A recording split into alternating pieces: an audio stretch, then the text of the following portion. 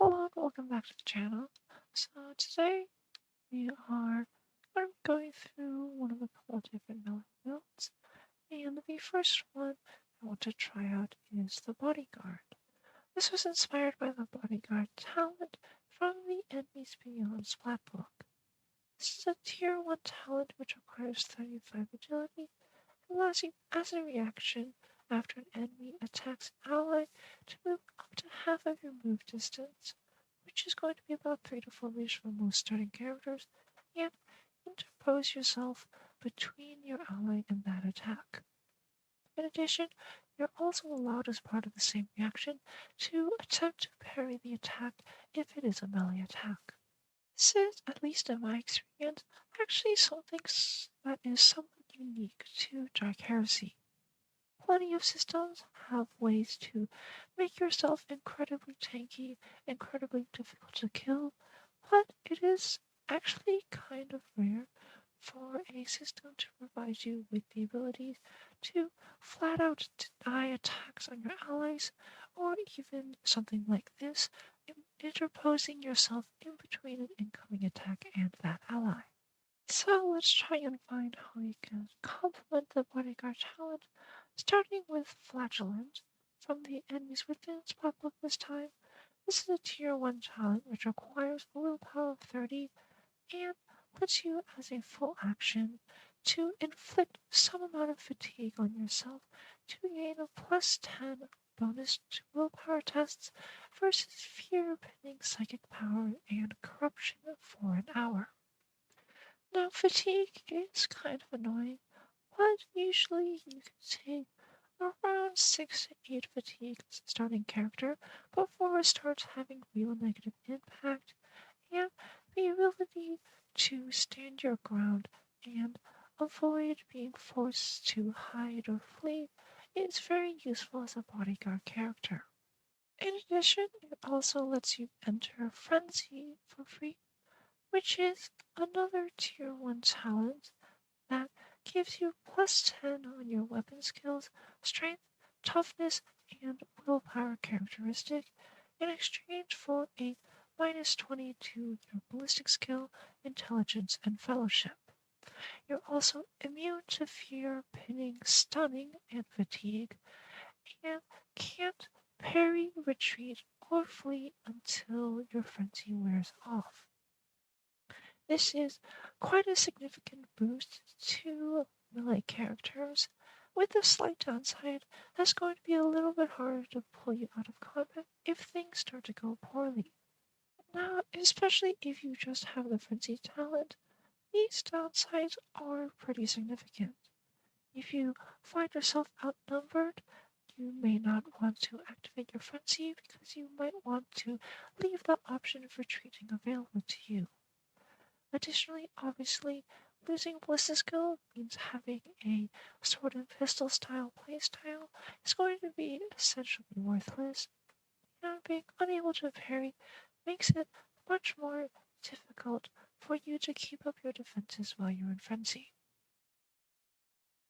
However, we can immediately mitigate some of those downsides with Battle Rage, the tier 2 talent which requires you to have frenzy first, and simply allows you to parry while frenzy, as well as a minor benefit of allowing you to get out of your frenzy easier. Additionally, now that we can parry again, we can pick up counterattack on the tier 2 talent with a weapon skill 40 prerequisite. This lets us, as a free action after we successfully parry an enemy's attack, to immediately make a single standard attack with our melee weapon at minus 20 penalty. And we can also take Step Aside. This is a tier 3 talent requiring 40 agility and have the dodge or parry skill, but this allows us to attempt 2 parries per round instead of just the one. Note that counterattack is restricted once per turn, so even if you do successfully parry twice, you can still only counterattack once. But this is still quite a significant buff to our defenses, especially if our enemies get annoyed at our bodyguard attempts and start trying to attack us directly. And to make our defenses even more consistent, we can also pick up Shield Wall at Tier 3. This does require the ambidextrous talent and a weapon skill of 40. Ambidextrous is itself a Tier 1 talent, and not necessarily something we're eager to pick up in this build, but it's not terrible if we do, and not super expensive either way. This, however, allows us to reroll one failed evasion test to parry per round, assuming we have a shield to parry with, making our already solid defenses even more consistent. And finally, seeing as we are probably going to be taking more hits than the average character, seeing as we want to interpose ourselves between hit points for others, we can also pick up some amount of sound constitution, which is a tier 1 talent that just gives us an additional wound. However, with the low wound totals of characters in Dark Heresy, even 1 or 2 extra wounds is a pretty significant percentage of our HP increased, and so picking this up, especially if we have XP to spare, is a pretty reasonable idea. For character creation options, none of the home worlds really have anything necessary for us, but for background, I really like the Adeptus Barbates. Not only does it give us shock weapon training and a defense aptitude, which are just solid and nice to have for us, it also gives Enforcer-like Carapace armor, which is the best turning armor available from our backgrounds, and honestly one of the top tier armors in the game. It's AP 5 armor and it covers every hit location on your body, meaning that with Enforcer-like Carapace and a maxed toughness, you can become effectively immune to small arms fire and have enough total DR to really take a chunk out of even the most significant hits when you're starting out. For a role, I like the Penitent quite a bit. Not only does it give us a couple of nice aptitudes with agility, offense, and toughness, as well as the flagellant talent for free, its roll bonus lets us whenever we suffer 1 or more points of damage, we get a plus 10 bonus to our next test before the end of our next turn.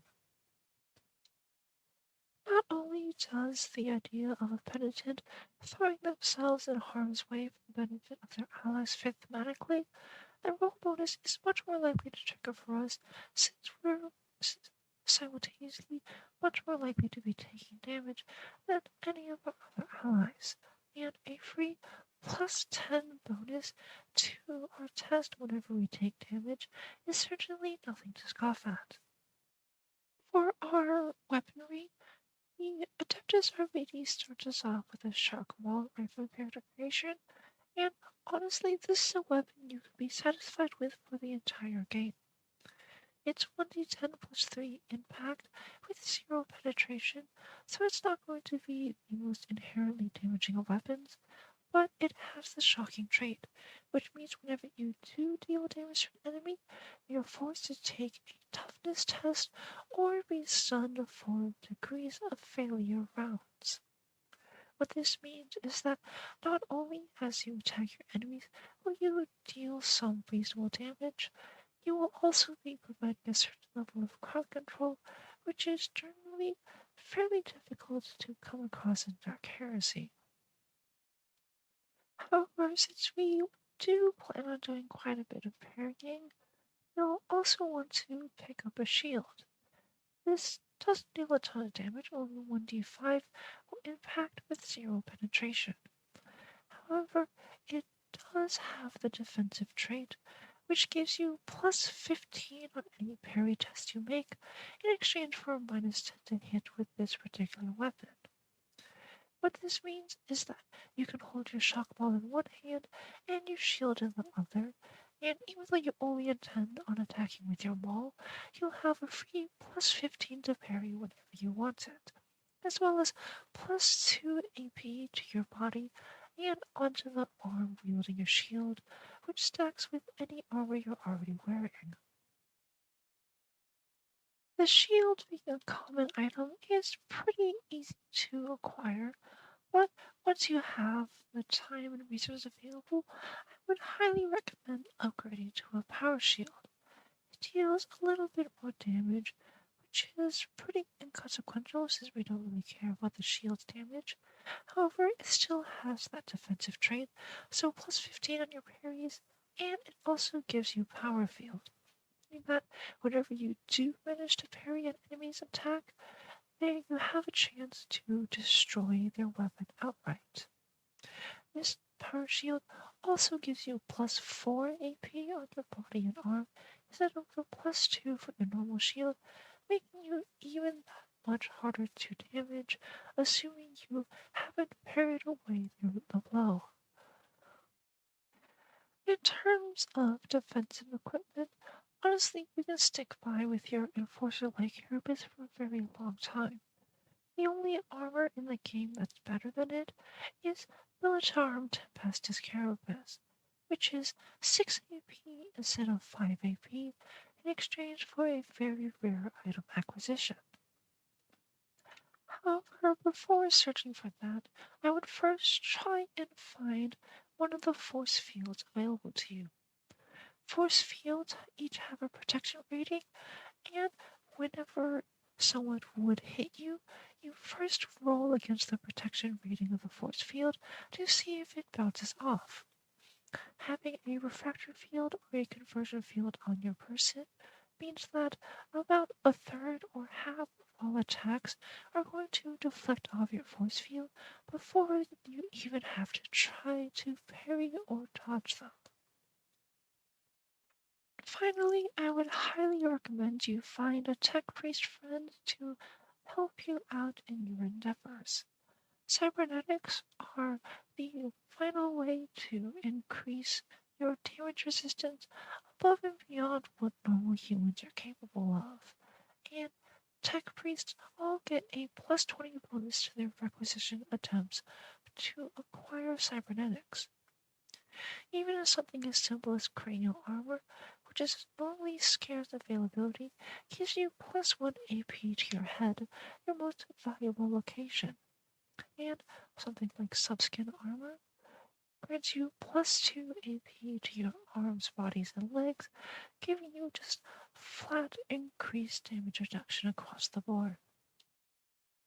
So, once that's all said and done, we have a character who has multiple different forms of defense in the form of parrying and melee weapons, as well as a force field to just deflect attacks outright, and that can bounce between allies, taking hits intended for them, and even when an attack does get through, they have the highest possible damage reduction in the game in order to mitigate as much of that as possible.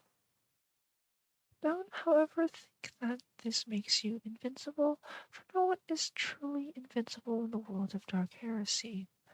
However, you are going to be incredibly difficult to kill, able to take on basically any low-level threats with ease, and even go toe-to-toe with demons or the souls of the lake, and have a fighting chance. So that's all for this week's video.